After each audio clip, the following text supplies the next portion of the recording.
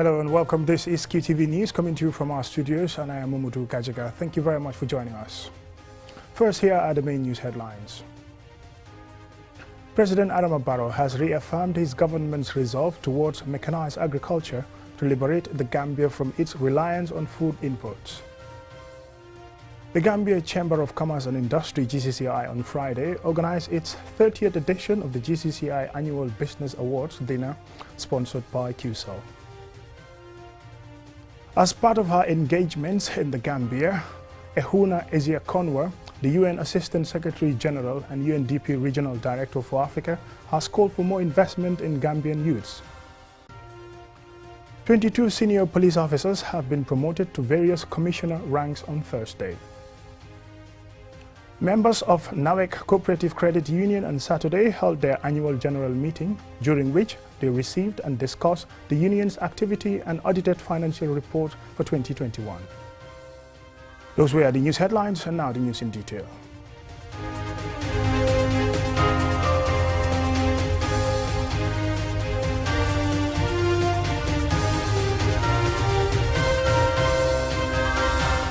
Welcome and thank you very much for joining us. This is QTV News.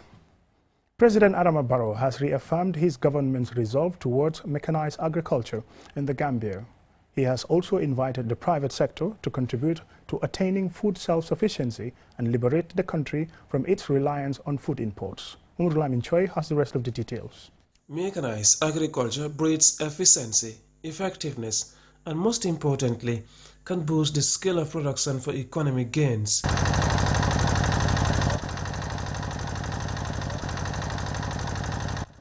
At his home village in Mankamakunda is the president, leading a demonstration of a groundnut thresher machine being introduced to the country by a representative of the Africa Worldwide Holding. The groundnut thresher machine is reported to have a capacity that can enhance efficiency of groundnut farming and production. President Barrow is hopeful that this machine, when introduced to farmers, can reduce the burden of human labor. This is part of mechanization, because if you look at this process to separate the leaves from the groundnut, it can take you more than 1 month to do one farm. Now it takes you less than 1 hour. That means you can do more than 20 farms in a day. You know, that's a big, big difference. I think it's a sign of encouragement also for the people, because the labor is very intensive and the labor is very, very hard. That part of the labor now, this machine can do part of the labor for you. Groundnuts are one of the most, if not the most, cultivated crop in the Gambia, and it is the main export cash crop in the country. Farmers' reliance on primitive farming tools and techniques to cultivate and harvest crops has been a major constraint in the development of agriculture in the Gambia. Mechanization, that's why about 2 or 5% of Europeans produce almost 30% of what the world consumes. We have 70% of our people involved in agriculture, but we still cannot feed ourselves because that is machine. So you see the difference of a machine? What you can do in 1 month, the machine can do it in less than 1 hour. The economic impact of the COVID pandemic and the Russia-Ukraine war on the cost of food in the Gambia has inspired calls for a strategic effort towards liberating the country from relying on food aid or imports. The president addresses this point of view with a vision. I think now it is time that we all come back to the farm, come back to the land, to invest in agriculture. If we invest in agriculture, definitely I think that will be the time we will be fully liberalized.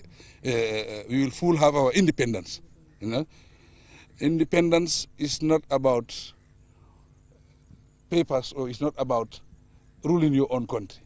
The independence is you have to be able to feed your country. You stand on your own. You don't depend on other countries. Mechanization is the way forward. You know, it's very innovative, and I think it will help the farmers. And we want government also. Government will be part of this, and we want the business community and the farmers. You know, let them all be part of this. Let all of them contribute towards this, so that we will improve farming in this country. The head of state has committed that government will invest in modern agricultural machines to promote mechanized agriculture in the Gambia. In that journey, the public anticipate being able to feed ourselves from our natural resources using mechanization. Mahmoud Lamin Choi, QTV News. The Gambia Chamber of Commerce and Industry on Saturday organized its 30th edition of the GCCI Annual Business Awards dinner, sponsored by QCell. The event, held at Tamala Beach Hotel, saw several businesses, companies, dignitaries and individuals awarded for various achievements. Suleiman Dabo attended and filed this report.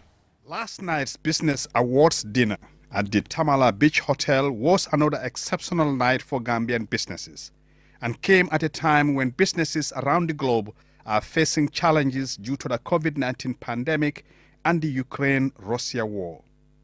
But this year's theme, which includes business resilience, fits the expected character of the business community to weather the storm of current challenges. Idrissa Mas Job, the president of the Gambia Chamber of Commerce and Industry, proudly welcomed the guests, dignitaries and awardees at this memorable event. Let them find comfort that we have gone through what they are experiencing today. A philosopher had once said, every young man must begin at the beginning and live through the epochs of world culture for themselves. There are no shortcuts to success. What is easy come is easy go. There were various categories of prestigious awards at this event. Mohamed Jah, the chairman of Q Group, who created companies in the Gambia and West Africa, employing thousands of people, spoke about the importance of protecting local content and businesses. We want the government to have a dashboard at the cabinet every month to look at how many Gambian businesses they have supported. We want to see, how Gambian businesses are supported. We know that the government is the biggest, client in this country. They can take the Gambian business to another level. Let us have the young ones. We help them, we protect them, and we will move this economy forward. And if we do that, I'm telling you, we will have a lot of Idi Jobs of Logics. We'll have a lot of Sol Frasers. We'll have a lot of Male Salah. Look, we should be proud of ourselves. The Q Group chairman also had this important advice for young entrepreneurs. The entrepreneurs here, or the young ones here, to be busy. There is no shortcut. It's just work. 30 years this week, I've been working every day. My staff are here, to testify that. Unless I'm out of town, I work every day. In the morning, I go to work and I leave late. Representing the governor of the Central Bank of the Gambia, the second deputy governor, Paul Mendy, encourages and supports the idea of domestic resource mobilization to withstand the endless global shocks that economies continue to endure. It's critical to navigate the ongoing crisis, build resilience of our economy, and help close the despised infrastructure deficit, as well as deliver on social protection programs and other public services such as healthcare and education. President Adama Barrow was represented by the Works and Infrastructure Minister Ibrahim Silla. He said the president acknowledges the role of businesses in national development and the significance of collaboration between the government and the private sector. It is pertinent, therefore, that I reference the important bond of partnership between my government and the private sector through the Gambia Chamber of Commerce and Industry, particularly on the achievements registered during the unexpected and difficult times marking the beginning of work of this administration and that of the GCCI. In the awards categories won by individuals and companies, the Businesswoman of the Year award went to Mrs. Ida Sen Conte, while the Youth Entrepreneur of the Year went to Fatoumata Njie Yahare. In the Business Excellence Award, bronze category went to Inco Company and the gold category went to EcoBank Limited. To jealously guard, protect and support our local content and businesses is a priority for many citizens and business entrepreneurs. Chairman Jah, while welcoming foreign investments, elaborates on the local content bill and its importance for local businesses. We pushed for this Gambian, local content bill. A few months ago, we suggested it, and we asked for the government support through His Excellency the President and the Cabinet, and we were giving the support. And right now, we are working on the bill, for the National Assembly to consider. So I can tell you, as I speak to you, that the government is giving us 100% support. The generosity and support for Gambian entrepreneurs was again evident at this gathering when Chairman Jah announced that the Q Group Foundation will donate $500,000 to Fatoumata Njie and Ida Sen Conte in recognition and appreciation of their achievements. Suleiman Dabo for QTV News. At a young engagement event, part of her engagements in the Gambia, the UN Assistant Secretary General and UNDP Regional Director for Africa, Ms. Ehuna Ezeakonwa, has called for more investment in Gambian youths. Lena Igweniba reports. All it needs is just a little bit more support to give it push and to bring it to scale. The ideas are here, the solutions are here. The engagement came during her last day in the Gambia as part of her series of visits to UNDP project and intervention areas. The Gambia has a high percentage of young people and about 2/3 of the population are aged under 30. Ms. Ezeakonwa believes Gambian youths have enormous potential that should be harnessed to accelerate the country's economic development. A Gambia that understands the value and worth of young people, because it's a very young country with more than 60% under the age of 30. I mean, that is a huge asset that this country could unleash and give it a competitive edge. Because young people understand technology, young people understand digital transformations, and that is the future of development. It has become increasingly important to address the multifaceted challenges young people face, such as education, health, climate change, employment, and gender equality. Dr. Ismaila Baji is a health entrepreneur and CEO of Innovex Global Health. He emphasizes the importance of technology in providing quality health care. The root of it is just using technology and finding ways to democratize access to healthcare that's based on not only health but also wellness.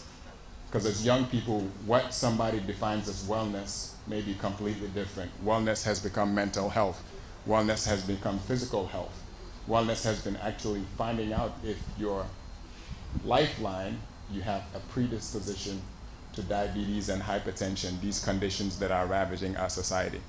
According to Soon Fai, the president of Tech for All Gambia, the country still lags behind in technology. With all the innovations surrounding these worlds, particularly in the Gambia, there is still a lot of gap when it comes to technology. Looking at our areas, for example, the rural and the urban area, we are all trying, both government, private sector, NGOs, and organizations. But with all those efforts, the grassroots of the problem is capacity building. Ms. Ezeakonwa was impressed with the skills and abilities of Gambian youths and reassured them of her organization's continued support and investment in them. UNDP is about investing in opportunity and in hope. And we saw a demonstration of that hope here today. And you can be sure that this is going to continue to be the center, the heart and soul of the work that we do. Will be about identifying the talent of the youth and investing in it. Youth can be a positive force for development when provided with the knowledge and opportunities needed to thrive. The Gambia government recognizes the importance of investing in young people to harness the demographic dividend of a youthful population, as shown by the Gambia National Employment Policy and Action Plan 2022 to 2026, launched by President Barrow less than a week ago. Reporting for QTV News, I am Lena Igweniba. The end of that story takes us to a commercial break. When we return, we still have some more local news stories. Do stay tuned. On Under the auspices of the President, His Excellency Adama Barrow, the Muslim World League, in collaboration with the Gambia government, will host the Conference of African Religious Ministers and Ulamas on the 6th of December 2022. The International Islamic Conference will bring together ministers of religious affairs, leading Islamic scholars, policymakers, youths, community leaders across Africa to discuss and advance Islamic values that promote peace and tolerance. Let's come together and welcome our brothers and sisters in keeping with our trademark hospitality as the smiling coast of Africa. This message is brought to you by the ministry responsible for religious affairs in collaboration with the Gambia OIC Secretariat. Q Money, the biggest mobile money service in the Gambia, has taken mobile banking to the next level. Now, you can link your Q Money wallet with your bank account. Yes, link your Ajib or EcoBank accounts with your Q Money wallet and get instant access to your cash anytime. No need to queue at the bank anymore. Transfer funds from your bank account to your wallet or your wallet to your bank account using Q Money Bank Link is the fastest, most secure, and convenient way to transfer funds between your wallet and bank account. For more information, call our customer care on 133. Q Money, Sunyu Kalpe. Terms and conditions apply.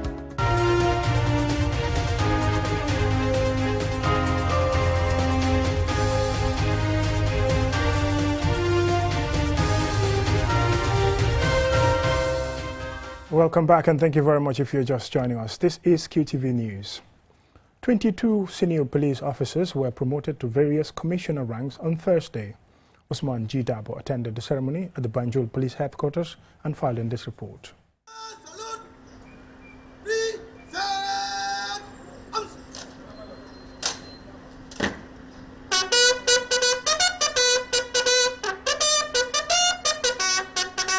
The newly promoted senior police promotions are 8 assistant commissioners, 7 deputy commissioners, and 7 commissioners. Abdullah Sanyang, the Inspector General of Police, commended the officers for a well-deserved promotion, while encouraging them to be passionate and committed to fulfilling their primary mandate, as well as their individual performances in protecting lives and property and safeguarding national peace and security. The IGP reveals that his institution has taken on a new dimension in building public trust and confidence in the Gambia Police Force. We are police officers today. Tomorrow we might not be. Who told us that police officers cannot commit crime? No one, sir. So nobody is above the law. We may also be at the station one time. So we need to create a conducive environment for people who come into conflict with the law. We are building Esau, Bundung, Serekunda. All those stations are under construction, and Nuyundum too. IGP Sanyang also spoke about the need for a high-quality police training village, which will help the officers gain different skills and experience. We don't have even a training center, a training school. So how can you have professional officers that can perform their duty effectively and efficiently without a proper training school or a village? It is within our immediate boundaries to establish a standard police training village where we provide different kinds of police training to our personnel from initial recruit training to even master's level in police science. Siaka Sonko, the Minister of Interior, also congratulated the newly promoted officers and assured them of his ministry's readiness to support them. We are also going to go the extra mile to gather more support overseas to make sure that you get the required tools you need to work.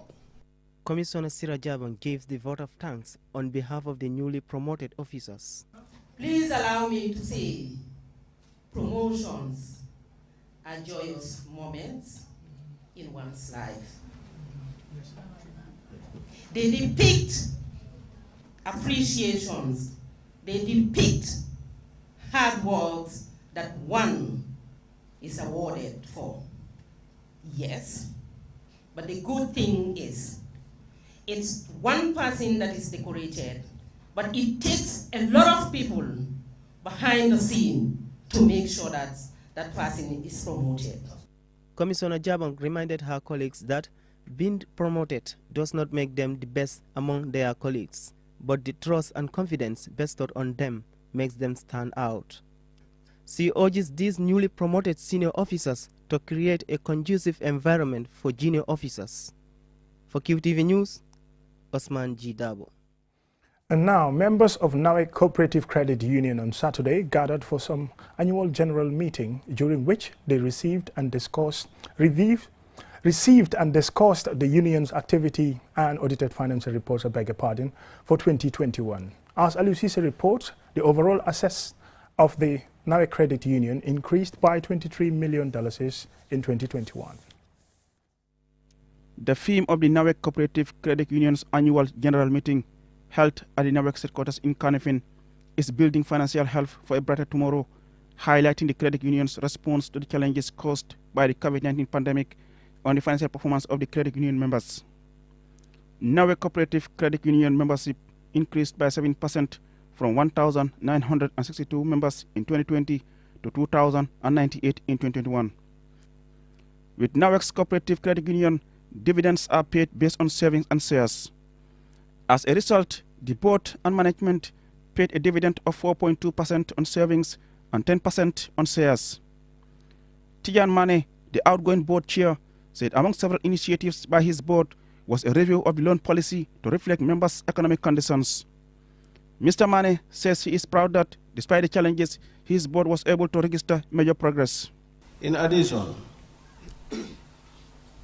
was the development of school fees loans as a new product. This product was timely as it supports members' dependents during the challenging time of our exorbitant school fees. Fatu I. Kamara, the treasurer, reported that the overall assets increased by 17.7% from $131 million in 2020 to $154 million in 2021. The union also realized growth of income from interest income of 14% in 2021 from $9.9 million in 2020 to $11.3 million in 2021, mainly due to the increase in interest on loans issued to members as stipulated in the loan portfolio. In terms of expenditure, expenses went up due to an increase in administration of office and staff affairs. The increase was as a result of motor vehicle acquired for day-to-day operation of credit union, purchase made for furniture and equipment during the year, current assets increase. Current assets in the period under review increased by 17.7%, in which debtors stood up by 21% from $75.8 million in 2020 to $91.8 million in 2021. Abbas Sankare, Registrar of Cooperatives, Amar Cham, on behalf of the Managing Director of NAWEC, and Nuha Sane, representing the General Manager of NACOC, respectively, all commended the NAWEC Credit Union for delivering effective financial services to its members.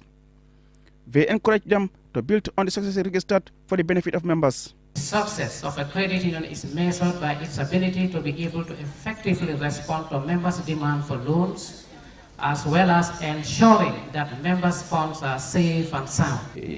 Decisions cannot be taken in the absence of members, because members matters a lot as far as cooperative credit unions are concerned. The minutes of last year's AGM and audited financial reports were all adopted by members. Mama Salinjai delivered the vote of thanks and commended all those who made the AGM a success. NAWEC Cooperative Credit Union was established in October 1989 by staff and management of NAWEC through the National Association of Cooperative Credit Unions, NACOC, and the Registrar of Cooperatives under the Ministry of Agriculture. Reporting for QTV News, I am Aliu Sise.